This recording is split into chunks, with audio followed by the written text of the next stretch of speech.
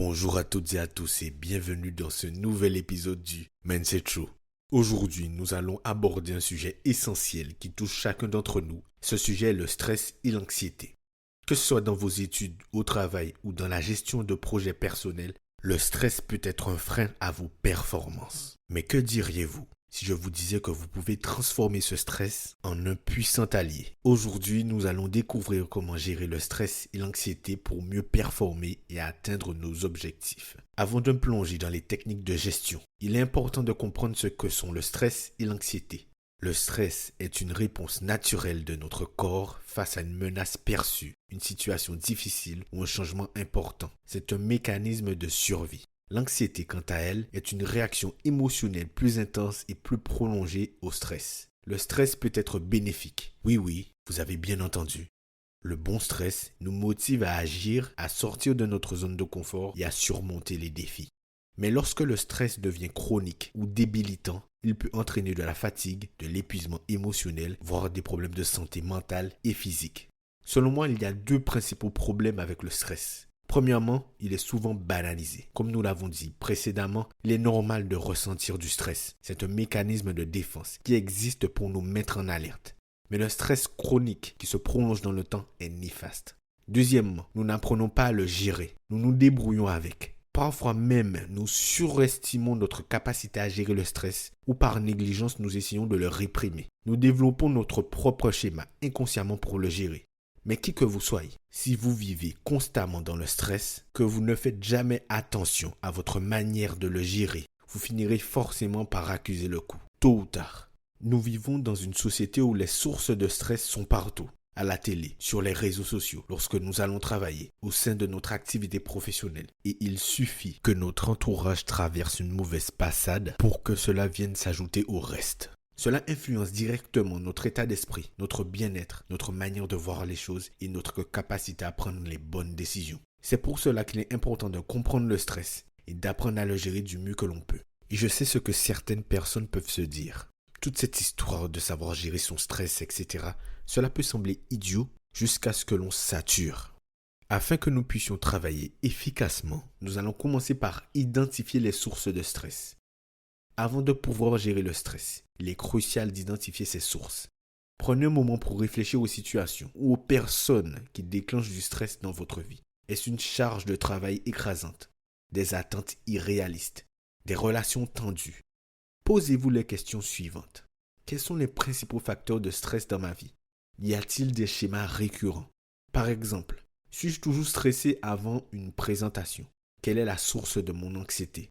Est-ce l'incertitude, la peur de l'échec ou autre chose? Identifiez ces éléments et notez-les. N'oubliez pas, le stress est une réponse à une situation ou un événement qui se produit ou qui va arriver.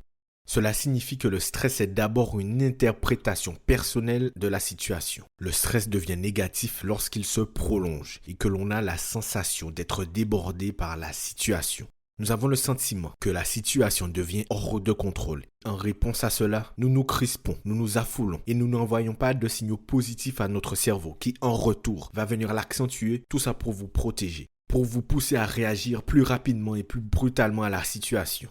Pour vous aider à faire face au stress et à l'anxiété, je vais vous partager quelques techniques pour mieux les gérer. Premièrement, la respiration profonde et la méditation. Une des méthodes les plus efficaces pour gérer le stress et l'anxiété est la respiration profonde. Lorsque vous respirez profondément, vous envoyez un message à votre cerveau pour qu'il se calme et qu'il se détende. Comme je vous l'ai dit précédemment, lorsque nous sommes dans un état de stress, nous avons souvent tendance à bloquer notre respiration, à nous retrouver en apnée, ce qui vient affoler le cerveau, qui pour répondre à cela, va venir générer encore plus de stress pour vous sortir de la situation. Afin de vous aider à reprendre le contrôle, vous allez essayer ceci. Essayez la respiration 4-7-8. Inspirez pendant 4 secondes. Retenez votre souffle pendant 7 secondes. Puis expirez lentement pendant 8 secondes. Répétez cela plusieurs fois. Comprenez que la première chose à faire lorsque vous commencez à perdre pied, c'est de reprendre le contrôle de votre respiration. La méditation et la pleine conscience sont également des pratiques puissantes pour calmer l'esprit. Commencez par méditer seulement 5 à 10 minutes par jour. concentrez-vous sur votre respiration ou sur un mantra puissant. Cela peut être une très bonne habitude à prendre pour calmer le stress qui s'accumule au quotidien. Alors, ce n'est pas la première fois que je parle de la méditation. Et je sais par expérience que certaines personnes peuvent être sceptiques. Je l'ai moi-même été. Pendant longtemps, j'ai toujours vu cela d'un œil dubitatif. Si vous avez du mal à faire face aux challenges du quotidien, que vous vous retrouvez souvent à devoir gérer des situations stressantes, je vous lance vraiment le défi. Pendant une semaine, prenez une vidéo YouTube de méditation guidée. Faites ça pendant une simple semaine et vous me direz ce que vous en pensez. Si cela ne change rien pour vous, arrêtez. Deuxièmement, pratiquez une activité physique régulière. Le sport est l'un des meilleurs moyens de libérer le stress accumulé. Que ce soit par la course, la natation, le yoga ou une simple marche, l'activité physique stimule la production d'endorphines, des hormones du bien-être. Même 30 minutes d'exercice modéré par jour peuvent faire une grande différence. Troisièmement, la gestion du temps et la priorisation. Souvent, le stress est le résultat d'une mauvaise gestion du temps et des priorités floues. Utilisez des outils de gestion du temps comme la méthode Pomodoro, cela permet de rester concentré et de réduire l'épuisement mental. Priorisez vos tâches en les classant selon leur urgence et leur importance. Quatrièmement, écrivez pour libérer le stress. Tenez un journal où vous exprimez vos pensées et vos émotions. Écrire permet de donner un sens à ce que vous ressentez et peut vous aider à voir les choses sous un angle différent. De plus, c'est une excellente façon de libérer les émotions négatives et de prendre du recul. Très souvent, nous ne nous rendons même pas compte des pensées qui traversent notre esprit. Cinquièmement, prendre du recul et relativiser. Quand vous vous sentez submergé par le stress, prenez un moment pour vous demander « Cela importera-t-il encore dans un an, un mois ou même une semaine ?» Prendre du recul par rapport aux situations stressantes peut aider à les rendre moins intimidantes. Une grande partie de l'anxiété provient de notre peur de l'inconnu. Apprenez à accepter que certaines choses sont hors de votre contrôle et concentrez-vous sur ce que vous pouvez contrôler. Essayez de voir chaque défi comme une opportunité de croissance. Parfois, les moments les plus difficiles nous apprennent les leçons les plus précieuses. Pratiquez l'optimisme. Apprenez à dire non lorsque cela est nécessaire. Protégez votre temps et votre énergie. Assurez-vous de réserver du temps pour vous-même, que ce soit pour lire, pour méditer ou simplement pour vous détendre. Chaque soir, avant de vous coucher, prenez 10 minutes pour vous décompresser. Commencez par 2 minutes de respiration profonde. Suivez avec 3 minutes d'étirement doux.